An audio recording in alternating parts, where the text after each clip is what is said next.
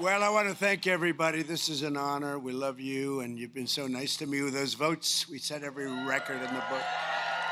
But today we come to the heartland of America to pay tribute to a man who embodied the heart and soul and fight and spirit of our country as much as anyone who ever lived. And he's a very special man, and that's why I'm here, President Theodore Roosevelt. And he loved your community, he loved your state, and he was quite something. He was really quite something.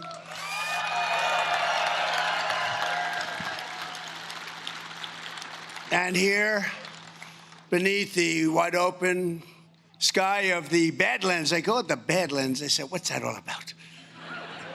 It's pretty cool. It's a pretty cool name, I have to tell you. On the steps of the burning hills, we dedicate a living monument to a legend, a statesman, a soldier, a frontiersman, and a true American hero. This is a very exciting thing for me, and number one, I have to tell you, because this was an inaugural flight of a certain airplane called Air Force One after 37 years.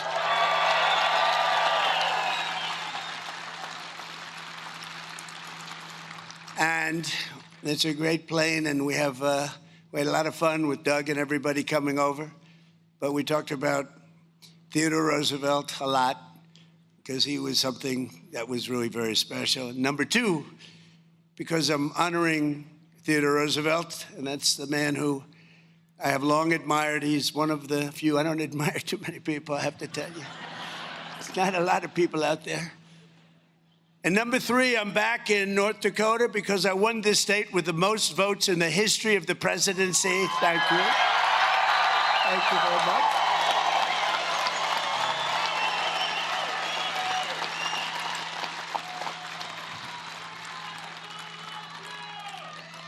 And number four, I have two teleprompters that aren't working, and here I stand.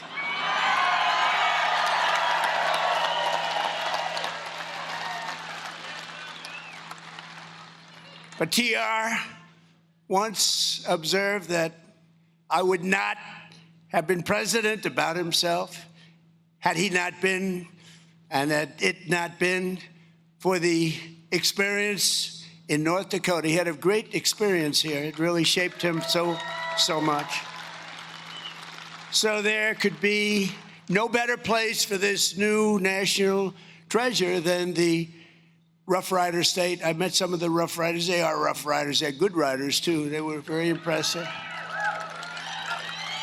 Today, 107 years after he passed into eternity, Theodore Roosevelt's Presidential Library opens its doors, and the small town, but very great town, and today it's a very famous town because that's all they're talking about, of Medora opens its arms to the entire world. The entire world is watching. It's not a big town, but it's a very powerful town because of what was left behind. I want to thank the thousands of people who worked so hard to make this project a reality, and you really did. You made it a beautiful reality. Very few places will top it. And starting with the man who put the library in its first funding, think of it, did so much. He raised so much money. He did so many different things. He really did. He had a very complete life when you think.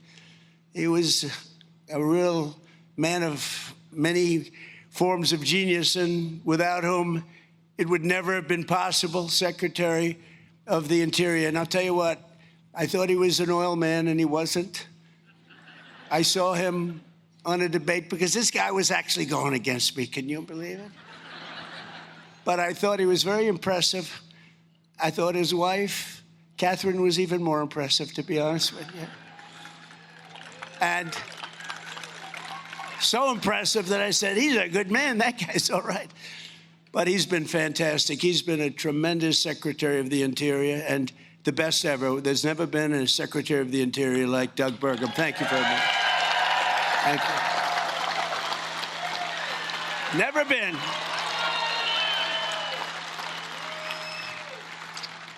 And, you know, Doug called me. He said, would you do me a favor? He's really fantastic, because I did not know the gentleman too well. But he said, Kelly Armstrong is fantastic. Would you endorse him for governor? And I did, and he won easily. Kelly Armstrong, great job you're doing. Great job. And two of my very good friends, two warrior senators, tough cookies, tough. Oh, I wish they could get their way. We could get a couple of little things passed, like voter identification, like proof of citizenship. It's called Save America. You know, that's pretty good. Save America, can you imagine? We have 100% of the Democrats against it and 4 or 5 Republicans, if you can believe that. What are they all about? But these two people are with us all the way, John Hoeven and Kevin Cramer, senators. They're great. Two great guys. And a congresswoman who fights and gets what she wants, and she's very respected, Julie Fedorchak. Thank you, Julie. Very, very respected. And we have our ambassador, Monica. Where's Monica? Monica Crowley. Fantastic. Acting Secretary of the Navy, Hung Cao. And we're building a lot of ships. North Dakota House Speaker, Robin Wise. Thank you. Thank you. Doing a great job. State House Majority Leader, Mike LaFleur. Mike. Thank you, Mike. State Senate Majority Leader, David Hogue. Thank you, David. And all of the members of the North Dakota legislature, I hear every single one. I'm not going to introduce you. You have no chance of that. I'll be here all day, but you're all here. We love you, and you've been with us from day one. Thank you very much. Thank you. And the CEO, who's done a fantastic job, he took me around. I thought it would be maybe 10 minutes, 5 minutes. I've been doing this for 2 hours. Thank goodness I love the subject, or I would not have put up with it. Doug said you could come in. You know, I'm prosecuting a war, which we're winning very easily, by the way. But I said, Doug, let's fly in. We'll do 10, 15 minutes. I know I'm going to love it. And then I'll get out. Oh, absolutely, sir. So then time comes. He got me making speeches. I was over there 2 hours. I know more about that museum than the people that built it. But that's okay, because they did a very good job. I can report that they did a really good job. The CEO of the Theodore Roosevelt Presidential Library, who really did give me a tremendous amount of knowledge, I mean, about things that I never would have thought could have been possible, about how great this man was. Ed O'Keefe. Ed, thank you very much.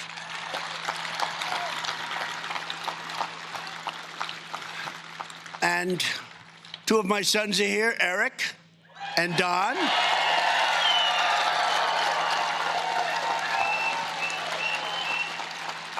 And Bettina, thank you very much. Don just got married. Bettina, thank you. It's going to be great. Thank you very much.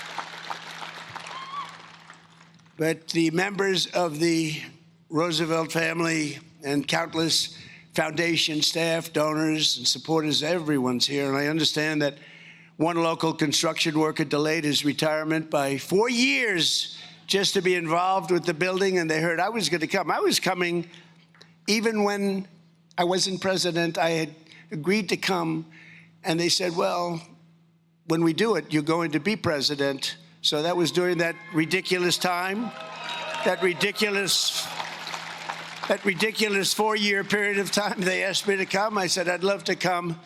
And I said, I may or I may not be president of this. We don't care. We want you to be there. And I always remember that.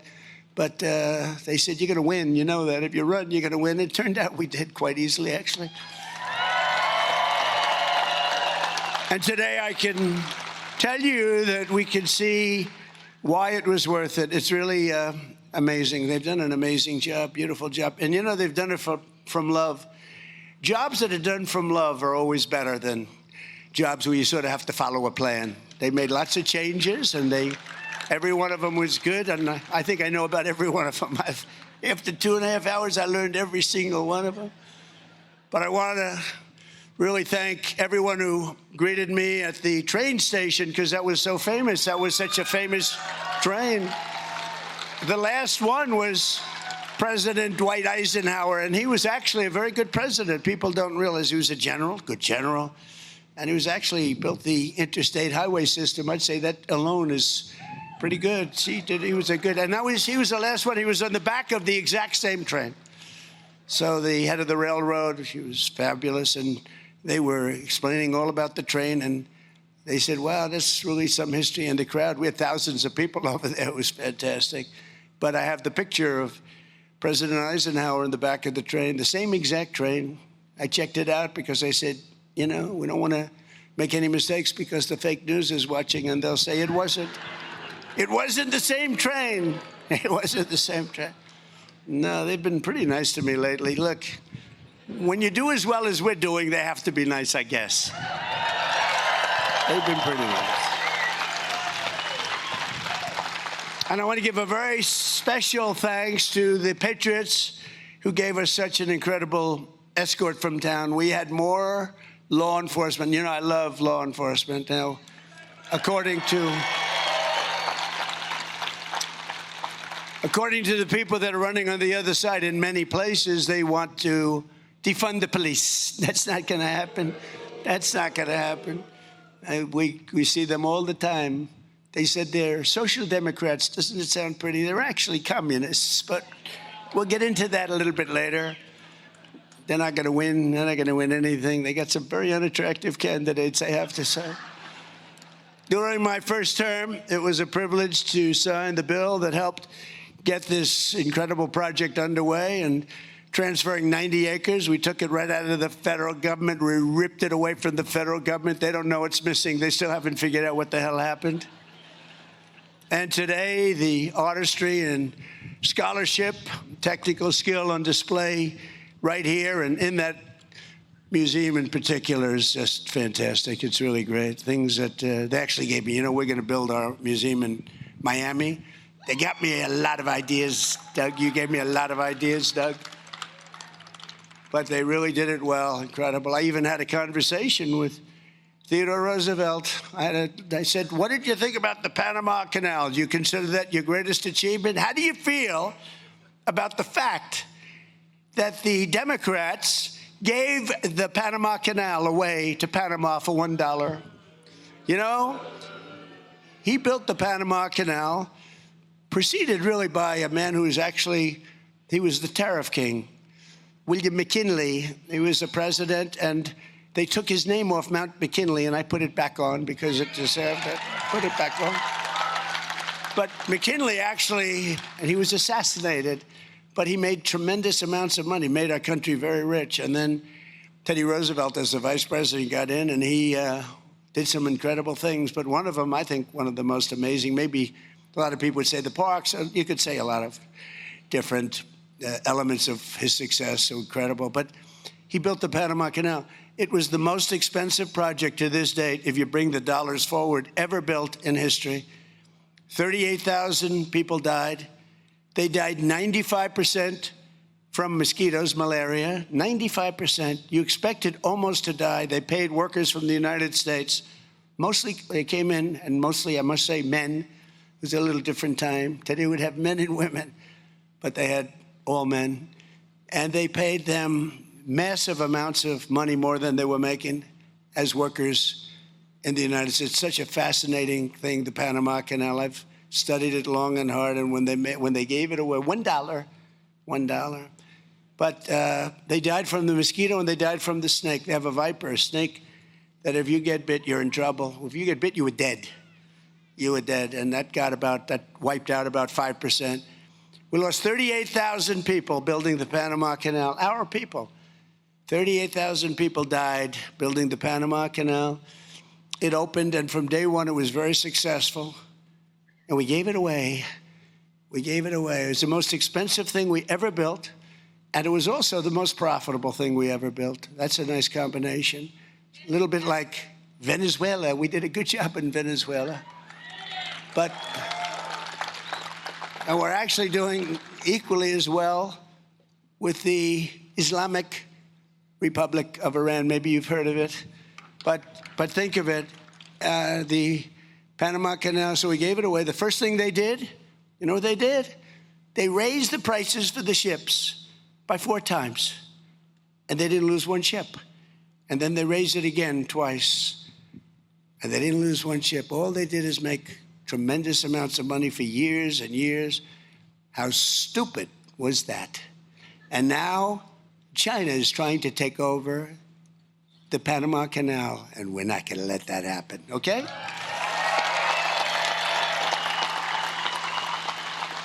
And that was not part of the script, because I don't really have a script, because this thing doesn't work. It's appropriate. The one on my right is slightly better than the one on my left. The one on my left is a waste of time. It's a little like politics. The one on my right is a little bit.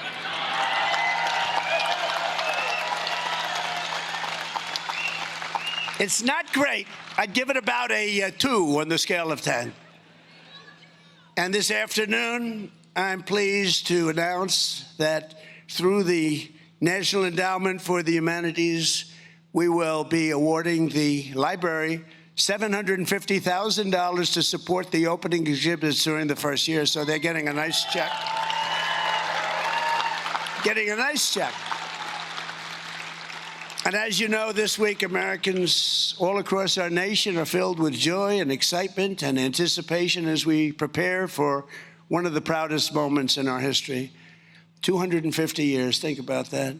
3 days from now, we will celebrate the 250th anniversary of the signing of the Declaration of Independence. What a document that was.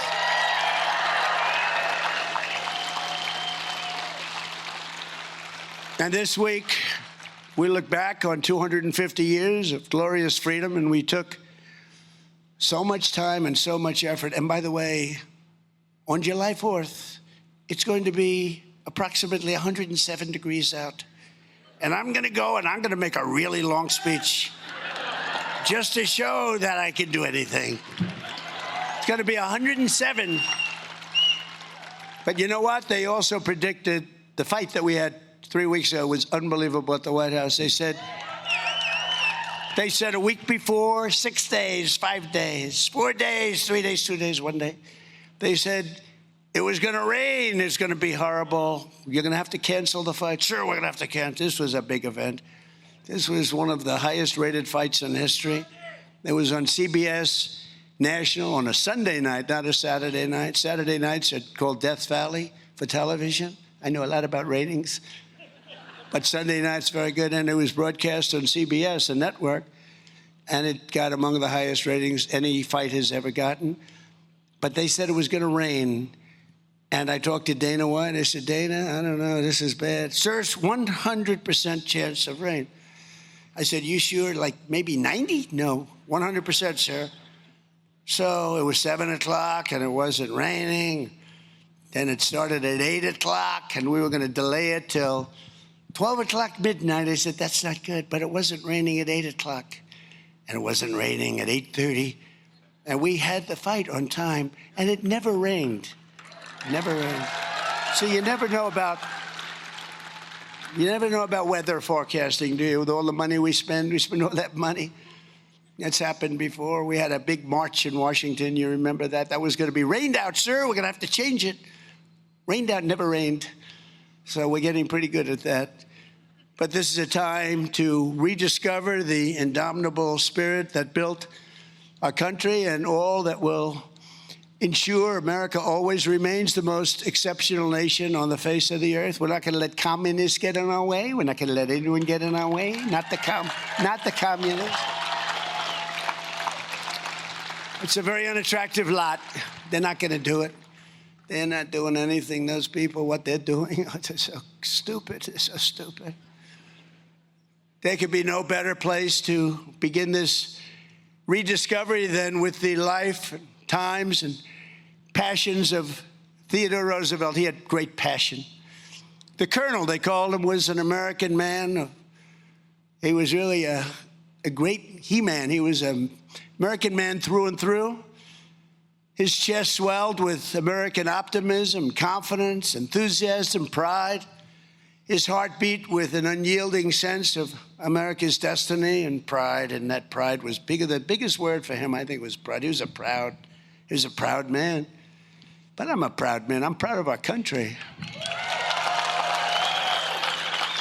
I'm proud that 2 years ago we had a country that was a laughingstock all over the world, and now we have the hottest country anywhere in the world, the most respected country anywhere in the world.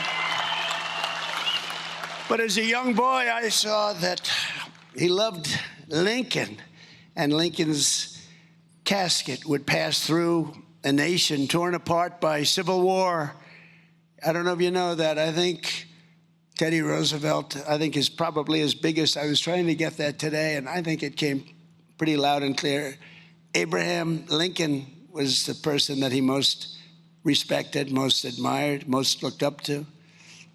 He has a beautiful picture of Lincoln that he had in his one of his rooms, one of his very important rooms where he lived, and it's at the library. By the end of the 60 years, TR had transformed his country by the reach of his vision. He had a great vision, and by the force of his will, into one of the greatest places, one of the greatest empires, one of the most incredible countries, ready to take its rightful place as the strongest and most respected nation anywhere in the world. They didn't have people that they had no idea where they were. They didn't have people that couldn't walk up the steps. See those steps? They didn't have people that had no idea where the hell they were. They didn't have people that said, let's have open borders so millions and millions of people can pour into our country from prisons all over the world. They didn't have those people. They had strong, smart people like Teddy Roosevelt. Today, America is stronger and more respected. Right now, I'll tell you, the king of Saudi Arabia, I was with him a year ago, smart guy, good guy. He said to me, sir, you know, it's amazing.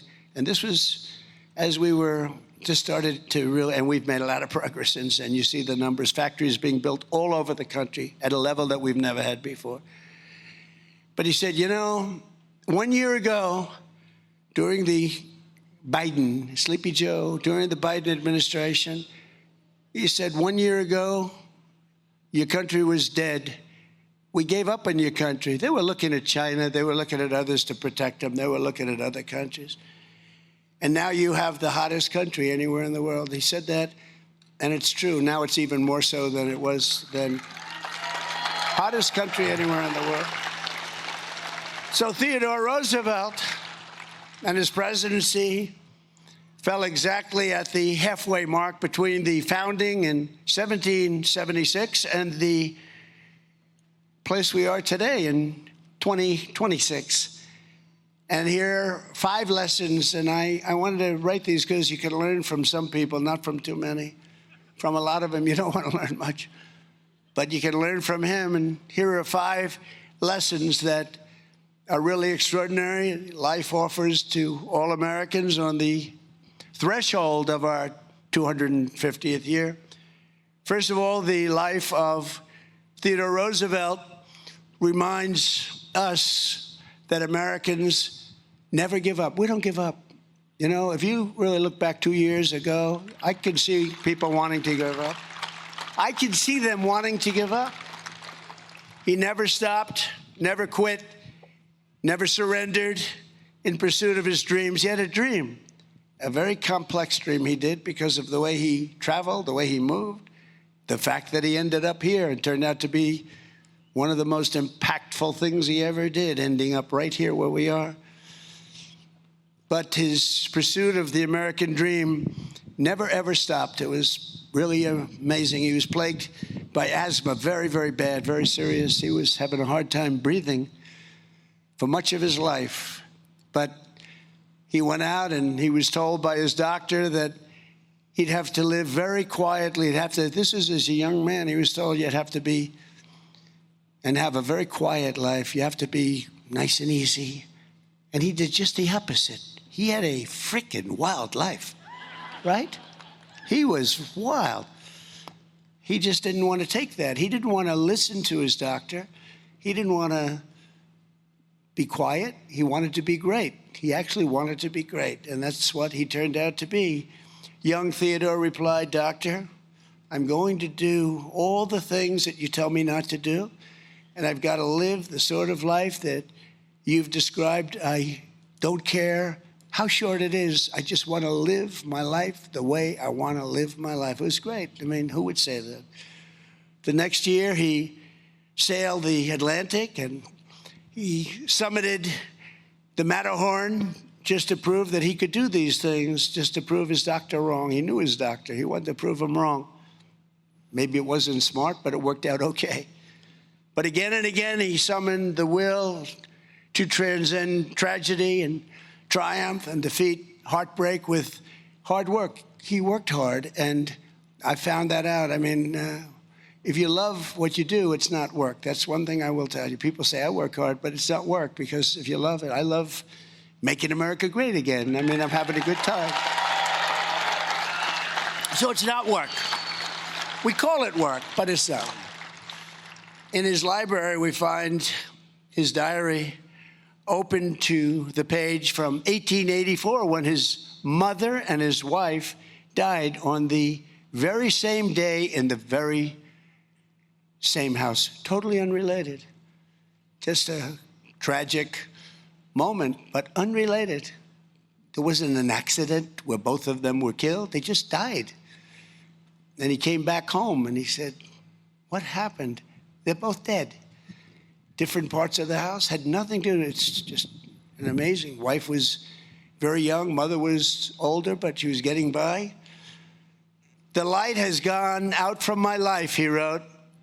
But Theodore Roosevelt did not surrender to fate. He came here to Medora and made himself fate's master. I said, I want to be fate's master. He wanted to turn the tables, and he really showed that that's what Americans can do. That's what people can do, beyond Americans. That's what people can do if they really believe and they set their mind to it, and if they're competent. I mean, you have to be competent. You have to be smart. It's nice to say anybody can do it. Not anybody can do it. They'd like to say, oh, anybody can do it. No, no. But he was a special person. He arrived at this town narrow-chested, 140 pounds. He looked pretty bad to the people here, because they're pretty tough people around here, never changed. He was sick. He was shattered from the death of these two people that he loved the most.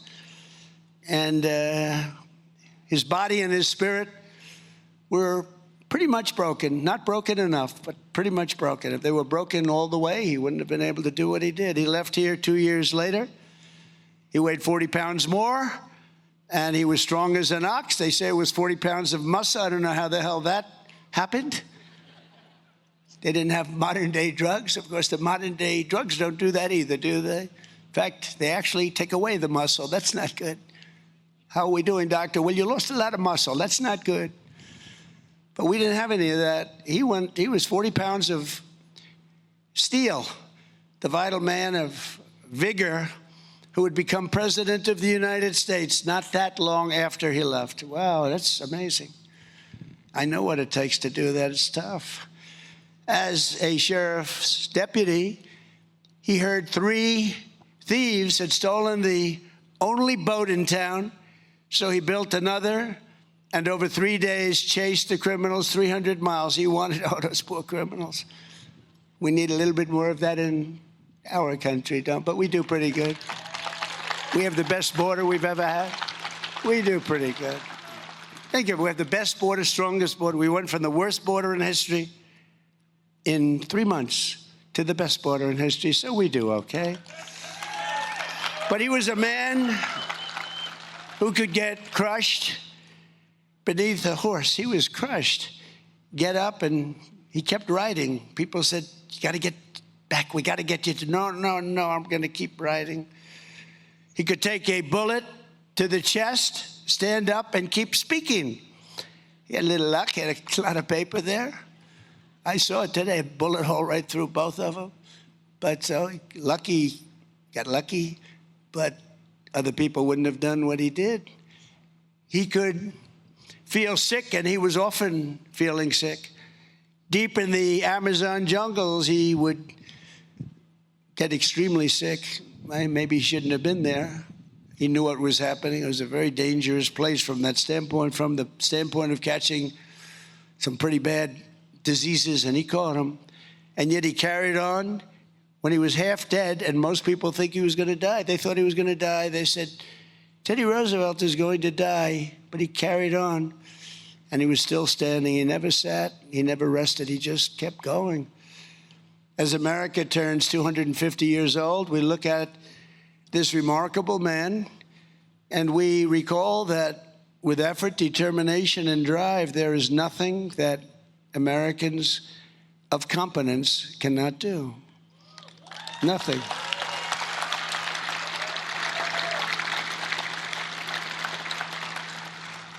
Our ancestors were the people who raised up New York City from the marshes of Manhattan and then ventured into the Dakotas to carve up a life in the place that they called hell with the fires burned out. I don't know what the hell that's supposed to mean. Hell with the fires burned out. That doesn't sound so nice. But you did, and you've become a tremendously wealthy state, a very successful state with low taxes. I mean, you have great government.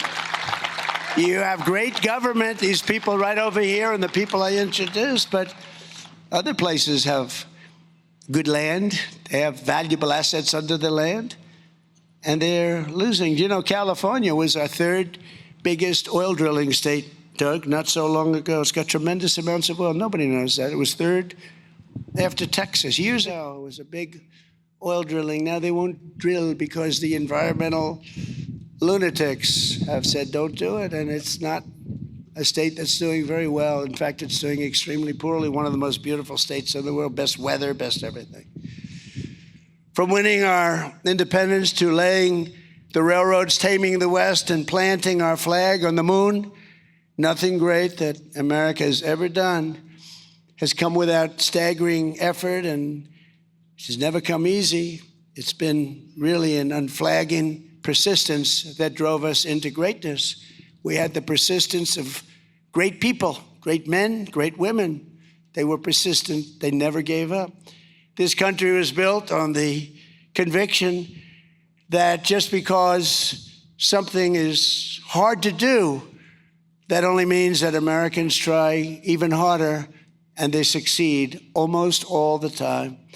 Because whatever the obstacle, whatever the challenge, it's no match for American grit. And you have it probably as much or more than any other place there is. You have American grit.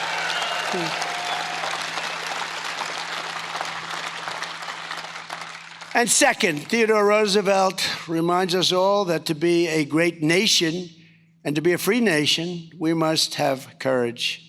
Without courage, you have nothing. As TR once put it, freedom is not a gift that lasts long in the hands of cowards. How about that? It doesn't last long in the hands of cowards. What a great statement.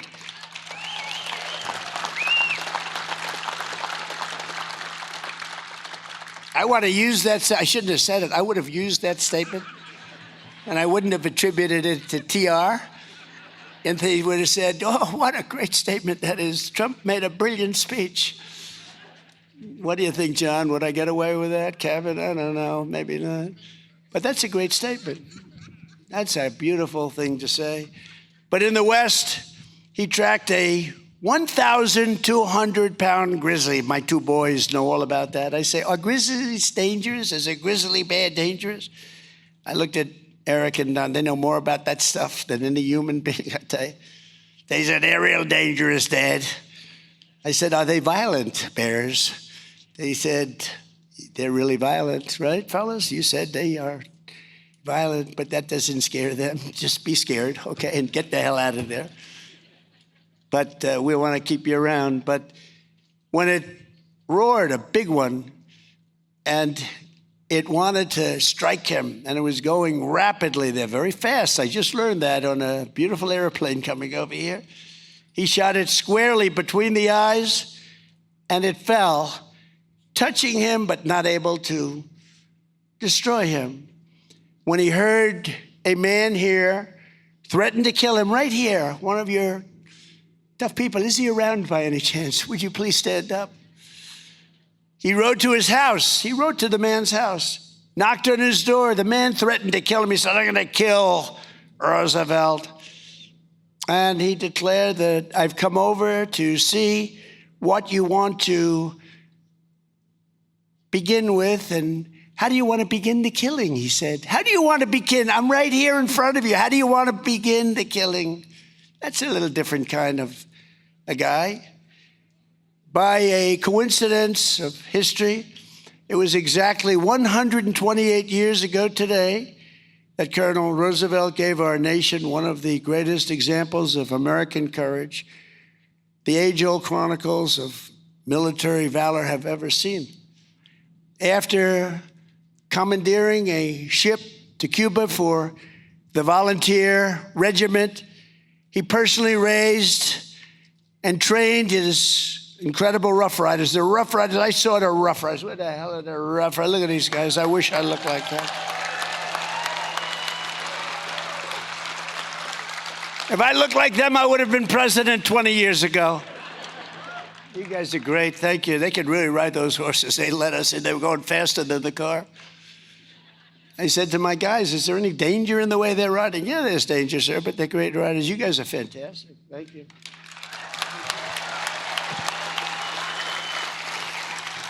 But he led the Rough Riders in their heroic charge up San Juan Heights.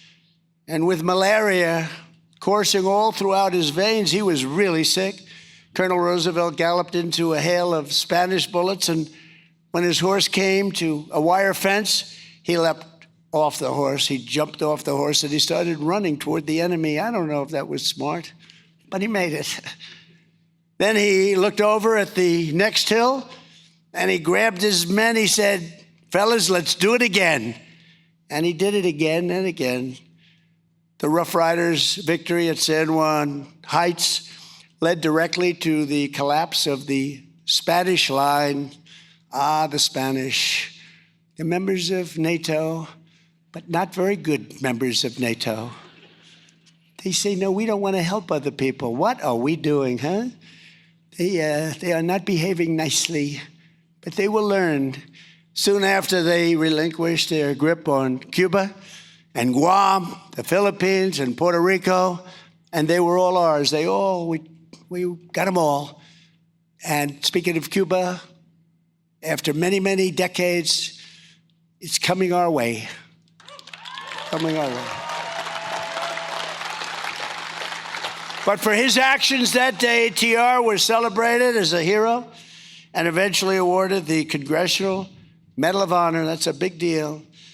And I'm thrilled to announce that just moments ago, 128 years after the Battle of San Juan Heights, it was my really great privilege to deliver his library and a very special little gift. In fact, I gave it to Doug and the president, a man who did such a good job in helping to build it.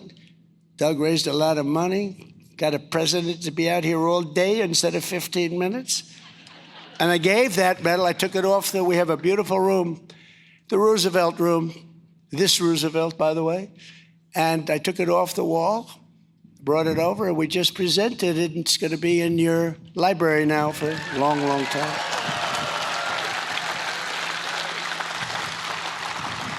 And it'll be displayed alongside the Medal of Honor earned by his brave son. His son was brave. It's genetics, you know. It's like the racehorse theory, right? Fast horses. Theodore Roosevelt Jr. on D-Day, he also received that incredible acknowledgement, except for Arthur and Douglas MacArthur. Arthur was his son, Douglas MacArthur, great general. They're the only father and son pair to receive our nation's highest military award for courage above and beyond the call of duty. Now, as I see my two beautiful sons sitting there, I think I'm going to give one to myself, one to them, and we'll have a threesome, okay? I'll pick out one of the two. I'll give them the Congressional Medal of Honor for something, for their genius at hunting. And I'll get one for taking on Russia, or something. And we'll have a third pair. No, I'm only kidding. But I have seriously thought about, now this is dangerous to say because the fake news is up there all over the place. And when I joke, I learned early on, don't be sarcastic in politics. But I actually said a few times that I've seriously thought of giving myself the Congressional Medal of Honor. Now, everyone knows I'm doing it with a chuckle, but then they report, he wants to give himself the Congressional. So I don't say that anymore. It's very dangerous to say. But it is the highest award, and they had a father-son get it, and that's a tremendous tribute to a genetic pool. As we enter the 250th year, Americans must never forget we are a historic and heroic people with a heroic spirit and a heroic purpose. And in this world, we are a very special group. American courage won our independence.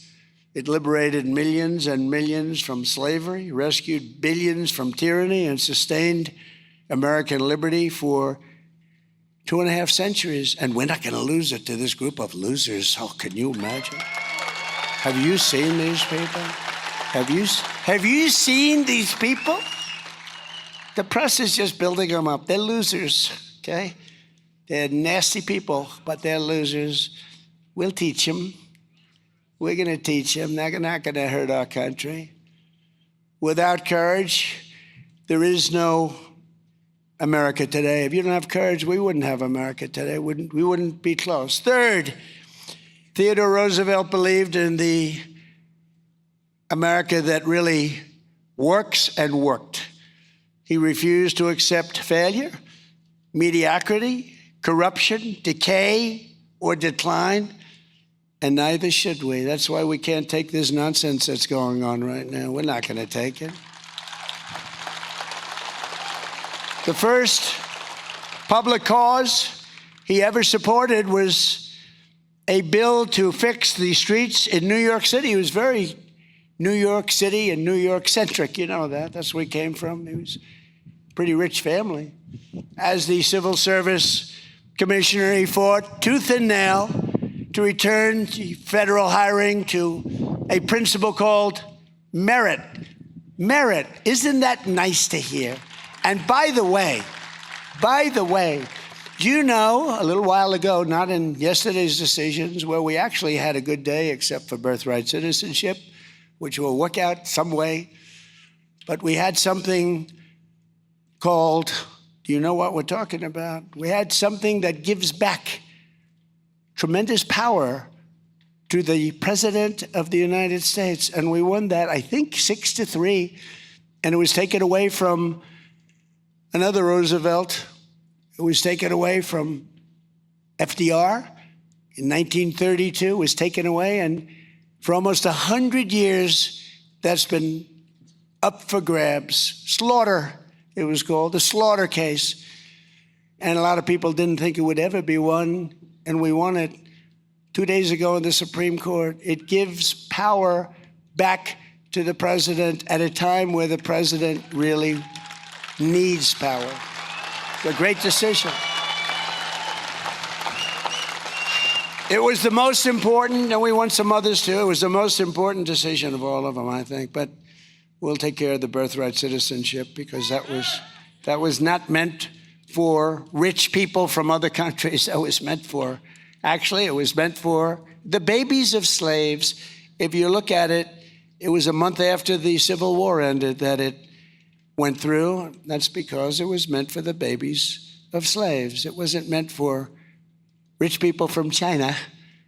They came over in Gulf Streams. It was meant for the babies of slaves. So I believe, no, I know they got it wrong, but that's okay because they gave us something that nobody thought. But they also gave us something in one of the sessions a year ago. It was called merit. Our country now is based again on merit. So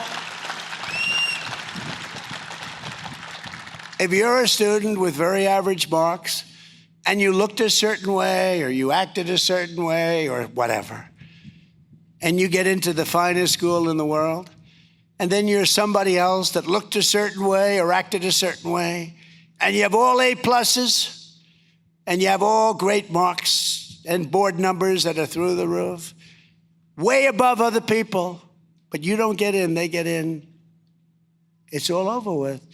It's based now on merit. I don't even know if people know. The fake news didn't want to cover it. To me, that's one of the greatest decisions. And that took courage of the Supreme Court, because our country became great because of merit. We became great because of merit. And when you look at those soldiers that we have standing there at Washington, D.C., where we ended up, so we had one of the most unsafe cities, places, our capital, anywhere in the country. And now we have one of the absolute safest. You can walk anywhere in Washington, and we fixed up the monuments, and Doug was fantastic.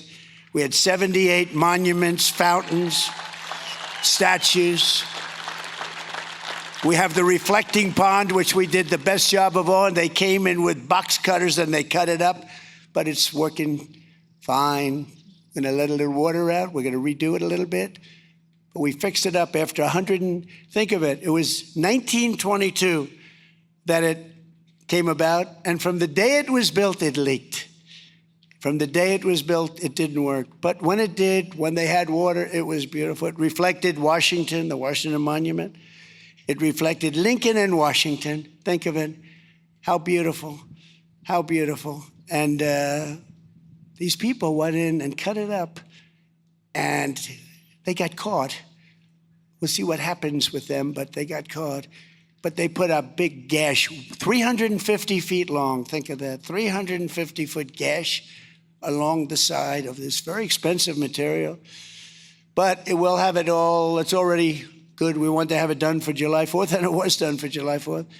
And it's operating right now, but we'll let a little water out, we'll fix it up very quickly, Doug, and it'll be just as good. But we have, for the first time ever, what they don't say, we spent a very small amount of money too. What they don't say is Barack Hussein Obama. Have you heard of him? Barack Hussein Obama spent tens of millions of dollars trying to fix it, and it was a disaster. Sleepy Joe Biden spent millions of dollars trying to fix it, and he was unable to do it. But we did it, and it works beautifully. It's a beautiful, we got rid of the algae, which they put in. They put in algae. Who the hell put in algae? They had a couple of people with signs, protect the algae. Can you believe this? This world has gone crazy. But today I'm proud to say that after 4 years of decline, America is once again a nation that has strong borders, is respected by everyone, all countries all over the world. They respect your president and they respect you. When they respect your president, they respect you. And we solve problems, and we take things on, just like Theodore Roosevelt took things on. He took them on directly, right at them. He stared in their face.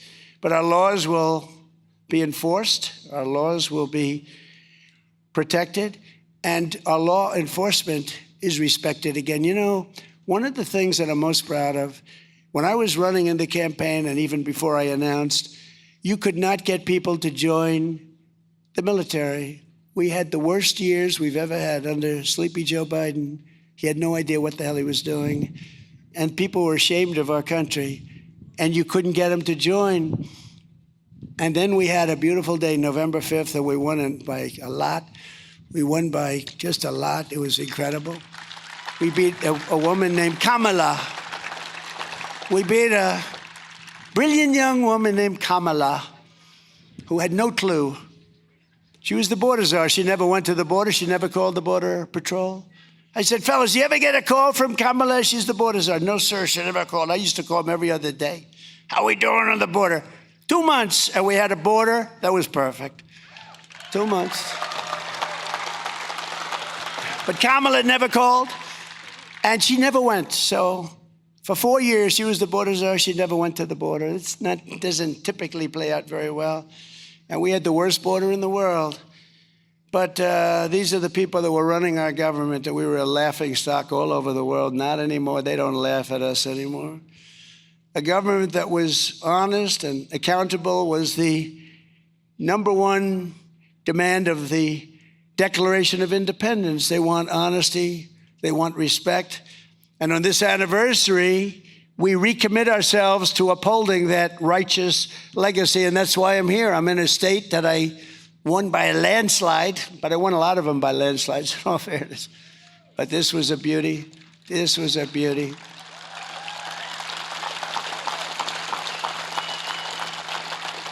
And I refuse to tell you. My son said, Dad, don't say that. So I won't. I refuse to tell you who got more votes, me or the legendary, and he was great, Theodore Roosevelt. I refuse to say. Because you'll say he's a braggart. He's a terrible human being. He's a horrible person. So I refuse to say. I told my son, I will not say. Thank you. Thank you for giving me some good advice, Eric Trump and Don Trump.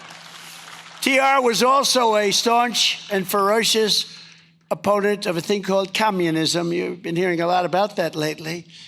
He said the doctrines of communistic socialism, if consistently followed, mean the ultimate annihilation of civilization. Other than that, he thought it was wonderful. As we're seeing now, communism is the greatest threat to our country, including, I believe this, you know, when I said it, I said, boy, that's pretty severe, but I think it's true. It's the biggest threat to our country, including World War I, World War II, Pearl Harbor, September 11th. I think it's a bigger threat, potentially a bigger threat than that, because it's like a cancer that spreads, and you better stop it fast. We will never let the United States become a communist country. Won't happen. And fourth, thank you. Fourth, Theodore Roosevelt believed in an America that thinks big. He thought big. He was a big thinker. He was a tremendously big thinker. On the 4th of July in 1886, he spoke in Dickinson, North Dakota. Anybody from Dickinson? And said, like all Americans, I like big things, big prairies, big forests, and mountains. I want them big. He wants big wheat fields.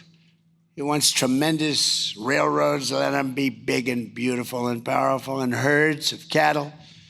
He wants everything big. He wants big factories, steamboats. He wants everything big. It was cool. I mean, I thought it was great because I feel that way. I've always felt that way. Theodore Roosevelt wanted a big future, and he had big dreams for America. And thanks to him, we built the Panama Canal, that beautiful Panama Canal.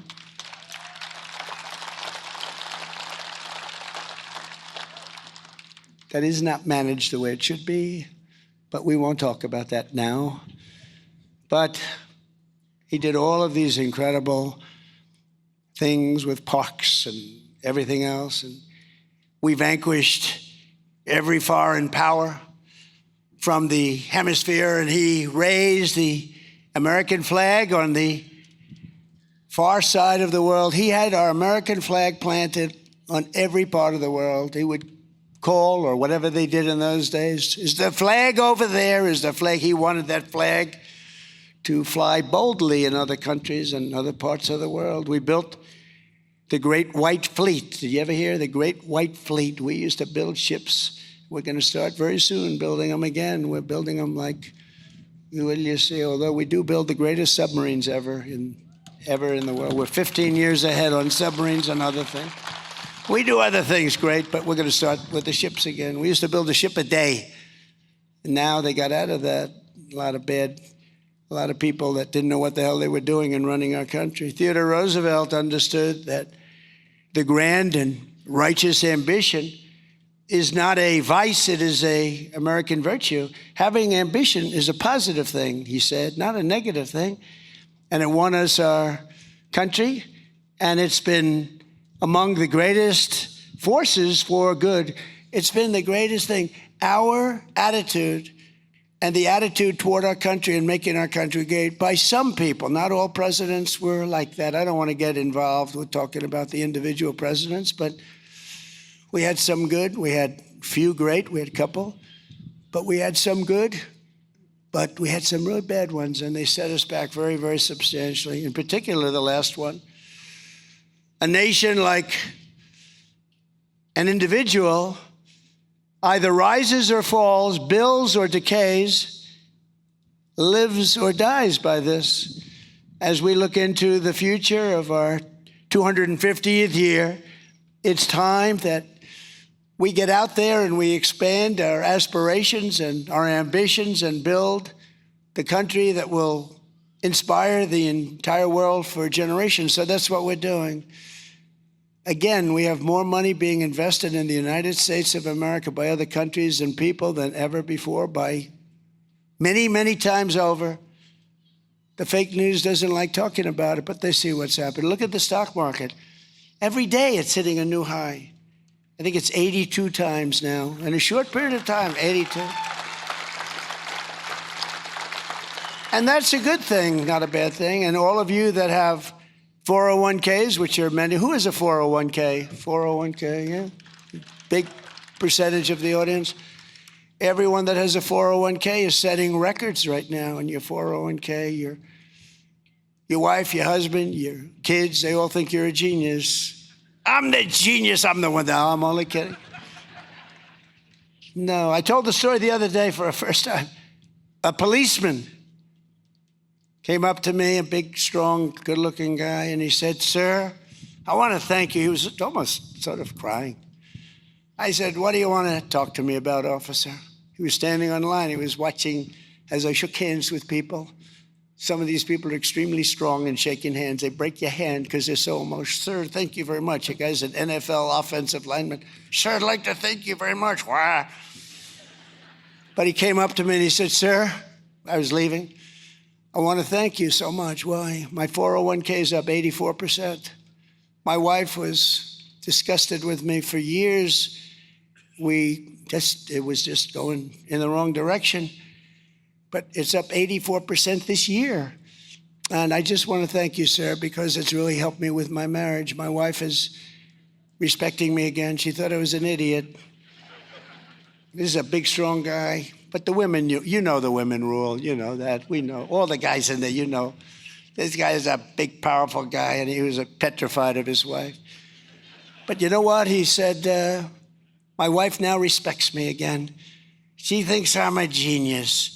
She thinks I'm Warren Buffett. She thinks I'm one of the greatest investors.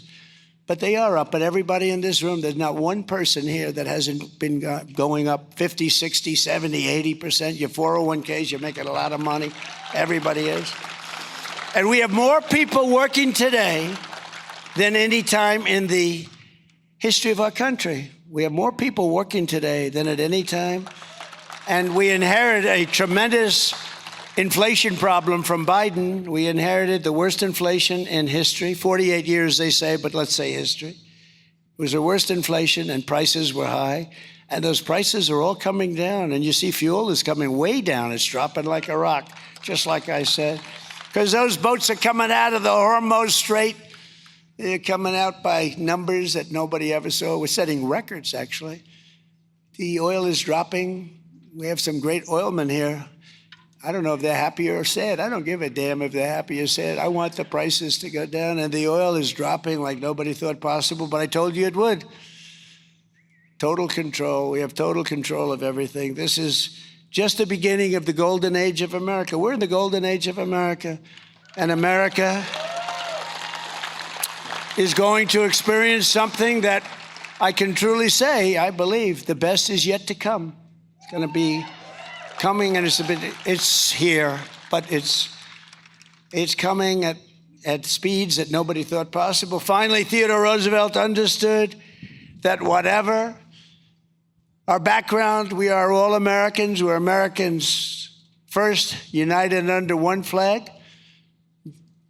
And we don't wipe our hands on a flag. Did you hear the person? One of our communist one of our communist people. But they cleaned it up. The press cleaned that statement up. You know that, right? She didn't use the word hand. She used a different word, a disgusting word. They're disgusting pigs. She didn't use the word hand. They said hand. She used another word. You know what word I'm talking about. These people are a disgrace. That's why Theodore Roosevelt boldly fought for what he called the new nationalism. The word nationalism is a very interesting word. Putting the needs of the whole nation and all of these people above partisanship, lobbyists, crooked politicians. This is one thing with these guys. They are honest as hell. I'd let you know if they were crooked, if John or Kevin were crooked, I'd say they're crooked pals, but they're honest. Maybe they're too honest, actually. We got to get a little action going here, fellas. But no, these are great politicians. They're great people. That's why you put them back in office in record numbers, the two of them, all the time. But TR knew that true patriotism demanded caring for the worker, the environment, and the health and culture, and integrity for the nation itself. He was something special. He was a really great man. He was a man the likes of which you may never see again, but we'll all get close and we'll all try and duplicate what he's done, because he was a man of unbelievable genius and unbelievable toughness and principle. So I want to just say that it's an honor to be with you.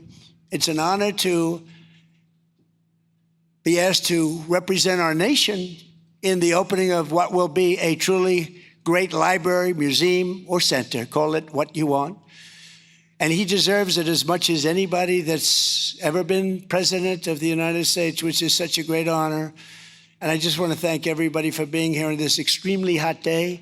It's a beautiful day, and it's a beautiful state, and I want to thank you all. Thank you very much, everybody. Thank you. Thank you very much. Thank you. From North Dakota live to Texas, this is the Will Cain Show. President Trump and some Rough Riders wrapping up remarks. Part of a very cool trip to celebrate the opening of the Teddy Roosevelt Presidential Library. Today we come to the heartland of America to pay tribute to a man who embodied the heart and soul and fight and spirit of our country as much as anyone who ever lived. And he's a very special man, and that's why I'm here, President Theodore Roosevelt. And he loved your community, he loved your state, and he was quite something. He was really quite something. Be sure to like and subscribe for all the Fox News latest on YouTube, and catch full shows streaming now on Fox One.